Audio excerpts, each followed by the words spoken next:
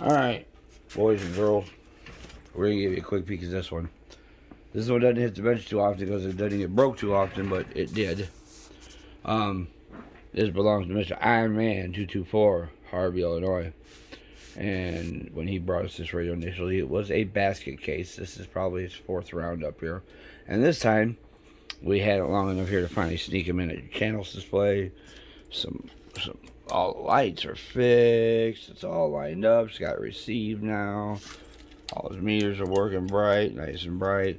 We did not fix his counter yet, but we didn't even talk about that. But the cool thing about this one is, he blew up his original Super Duty 2 module.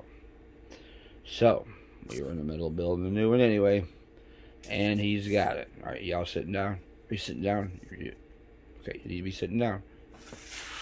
Feast dries on this bad boy. Ooh, Lord Jesus. That's a pair of 2879 set up to be high drive. Keys with the radio all the time. We gotta worry about a sideband circuit. And it gets ran like our traditional Super Duty. This is hooked to this jack in the back. It don't pull no more than like 10 or 11 amps. And it runs off our traditional little Super Duty power supply down there, which we throw in all the radios and speakers. So, now, the original board, everybody freaked out when it 95 watts of PEP. Okay, we're on the 100 watt. We got a 100 watt slug. We're in the middle. That's 100 watts. Got the PEP on. I'm going to turn the dynamite down.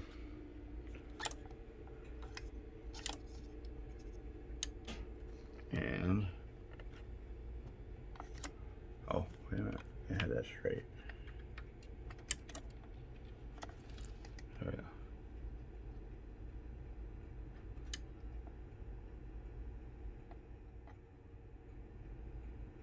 There's a nice 2 watt dead key, right? Let's turn the dynamic all the way up. We're on the 100 watt scale. Oh wow, I was talking.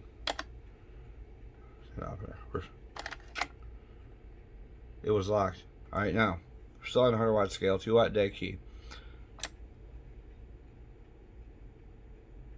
Wait a minute, my 2000's pegging 100 now. We gotta go, this one reads most accurately on the 500 scale on PEP, which means it's 1, 2, 3, 4, 5. So 100 watts is there, 150 is about right here. Audio, 145, 150 of PEP. Now, you say a pair of 2879 should be doing better than that. Yes, they can. But no, they're not. Because these are going to last probably until after your grandkids are dead in a box. These are not being railed. You guys stop railing your shit. You'll stop breaking your shit. I don't care. I'll keep fixing it. But here, Mr.224 in Harvey, Illinois. My brother, Mr. IRONMAN, has the very first 2-pill, handmade, designed, direct injected Super Duty 2 module built into his 2000 without bothering anything else in here. It's all solidly mounted. Everything's done. 224, nothing but love. 7.3s, everybody.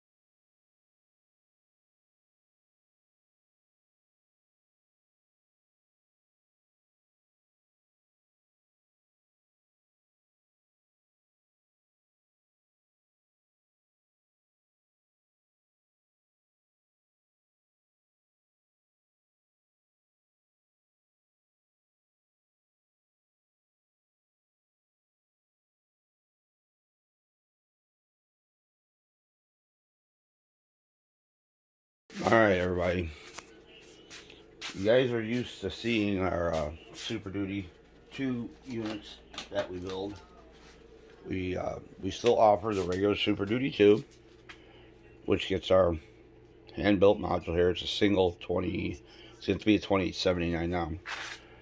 But we've moved up a little bit, and the reason is we've got some radios that, you know, with dual finals, this and that, and guys want just a little more oomph out of these things. So this radio belongs to 224, Harvey, Illinois. Call him Iron Man. And as you can see, he likes knobs and bells and whistles. Now, he got this radio initially a while back, and we've been playing with this thing off and on, fixing this, fixing that along the way. Well, his Super Duty module encountered a bad antenna switch, which encountered a trip back here. So when it came back this time, I told him we're fixing everything. So we rebuilt his counter. His counter does the seconds thing, as well as now reads frequencies perfectly. And we did an upgrade. Now there, for the counter, we have a complete rebuild kit. That's one thing we offer. Another thing, if you guys have one of these and you shut it off, and all of this stays dimly lit, okay, this goes to the clock, and it still turns the radio off and on, but this all stays half dimly lit. That's not good. We also have a kit to repair that. This is what it should look like when it's off. That's what it should look like when it's on. Every lamp has been replaced, okay. We also have a kit for this whole channel selector and digit segment now. He has the brand new one. If you've ever replaced the digits on a 2000, then you know, I don't know if I have some laying over here somewhere. We did it. I was showing somebody yesterday. Right here we go. Anybody who's ever replaced the digits, this is a normal 2000 two segment or two dual 7 segment display. But look at this. Look at the board. It's double-sided soldered, and you see how all the wires are over. These are a pain in the ass to change individually, and they're getting harder and harder to get. It's a pain in the balls. So we don't even put this back in there. Whoop. That's where that goes.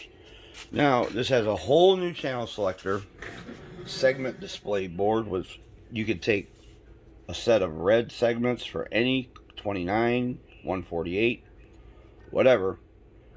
If these segments go out, it's $3. You fixed it. It's done. Display comes out easy. Once again, channel selector with the harness, and this with the harness on it, all comes as a kit. We have a kit to replace that. So that kit is in here. So he got all the kits to replace the normal goofy stuff. Lights go off, lights go on. Everything's been replaced with LEDs. Everything's nice and bright. He's never going to have to change a bulb in this thing again. So now his counter is proper, and it is aligned. His receive's been aligned, his transmit's been aligned, his clarifier is now useful because now his counter actually works. But then, we've been working on our latest board, which is, I give you the commercial duty module. This is a pair of 2879s, utilizing our direct injection system. All handmade here. Now his initial little board down there is kind of gnarly. We've built this thing about 17 times, and so there he goes. And as you can see, it's mounted in here. We can pick the whole damn radio up with this thing. It is in there. It is mounted. It's mounted to the aluminum in the side of this guy. The AM power is now for your carrier over here. He's got some other noise toys, but here's the cool thing. All right, we're going to turn his mic all the way down. We're going to lock it up here. And there's the watt meter.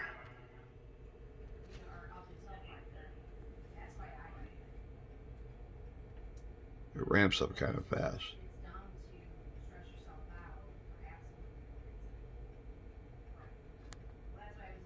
That's a nice 2-watt dead key. Smacking 100 watts. Now, if we take this over to the 500 watt scale, 100 watts is right about here. Audio. 145, 150 a PEP. Now, the whole time we were doing that right there, I had this thing just locked down, and there is absolutely no warmth in that heat sink whatsoever. We've mounted these boards everywhere. We've mounted them on top of here. We've mounted them on the back. We've mounted them upside down underneath here. This is by far the best mounting structure we've had. Not only does it utilize our heatsink, but utilizes the structure of the actual radio as well. Like I said, you can pick the entire radio. This thing's not going anywhere. Plus, sitting right here through this vent, it's going to naturally ambiently pull whatever warm air it does get out. So there it is, our brand new commercial duty module. This unit is capable of, and it is a high drive module. This is not just 2-pill, not a straight 2-pill. This is set up high drive. So when I put this into, like, say, when I build one for my 99 here, that swings 30, 45 watts of PEP, where this only does 11, 12, 15. This is making 140, 150 watts with 11, 12, 13, 14, 15 of PEP. So now when I take that commercial duty board, put it on that heatsink over there, and put it inside this 99V2, I'm hoping for about 2, 2 1/4. We'll see what happens. However, in this situation, this board sits here and it loafs. And it does not care what's going on because it's never getting hot enough to worry about. Okay? The entire board is warranted except for the transistors for a lifetime. If you blow it up, you buy the transistors, we will rebuild the entire board for you. And that's the way it goes. And it works the same as our regular Super Duty. This plug in the back gets isolated from the rest of the radio so they never see each other again. And this is ran off to a 30 amp power supply, which if he had his external speaker here, would be in his external speaker. And the speaker would still work. It would just have a power supply on it. So there it is, the new 409 Commercial Duty 2000. Congratulations to Mr.224. He's always my guinea pig because he'll tell you if it can be broke, he'll break it. And it took him a long time and a really weird accident that he had no control over to blow up the first one. So, long about then, we were finishing this, so I said, let's go to the next level. So, we've gone through the Super Duty 2000 and all those Super Duty mobiles. If you go over to the website, you can see them all. Then this year we came up with the Super Duty 2 module, the single 2SC2290, which is now a single 2879. And now we have, for all dual final radios, especially bases, I'm not sure how we're going to do these in mobiles yet. We're entertaining the thought of some surface mount components and some other stuff. However, our relay system is still a problem ergonomically in a mobile because we do have to have our direct injection input-output the way we do it. And these relays are kind of very reliable, and we're working on that. However, when they do go in a mobile, like one will go in this one, but I know I have room in here, and I know I'm going to have to saw out the whole bottom of the plate, or the bottom, to mount the heatsink on it, but I'm going to get that board and that radio, and we're going to see what happens then. But Mr.224, Harvey, Illinois, has the very first 409 radios commercial duty 2000. Go on and get you some of this. Be safe. Please wash your damn hands. 7 3s. We'll see ya.